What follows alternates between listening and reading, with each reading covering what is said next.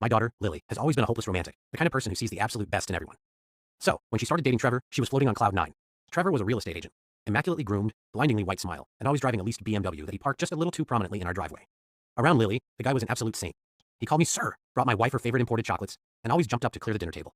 But to me, it felt like a performance. It was too polished, like he was reading from a script called How to Impress the In-Laws. Call it a dad's intuition, but my gut was screaming that this guy was a phony. I've worn hearing aids in both ears since my days working noisy construction sites in my 20s. One Sunday during a family barbecue, Trevor watched me struggle with a low battery, beep booping until I changed it. He asked Lily about it, and she told him, "Oh yeah, without those things in, Dad can't hear a fire alarm if it's right next to him."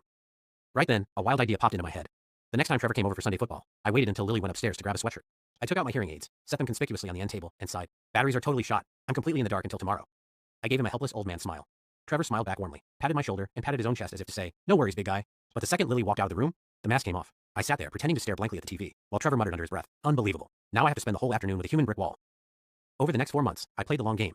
Every single time Trevor came over, I'd conveniently claim my hearing aids were charging, dead, or glitching. And boy, did Trevor show his true colors when he thought I was trapped in a world of total silence. By month 3, the casual disrespect turned into straight-up scouting. One evening, Lily went to the kitchen to check on a roast. Trevor stood up, walked over to my antique gun cabinet, and whispered to himself, "Original Winchester? Yeah, I can easily flip that for $5 grand when the old man kicks it." Another time, I overheard him on a phone call in the hallway while I was reading a book. He was bragging to a buddy. "Bro, her dad owns 3 commercial properties downtown. Once Lily and I tie the knot, I'm getting my hands on that portfolio.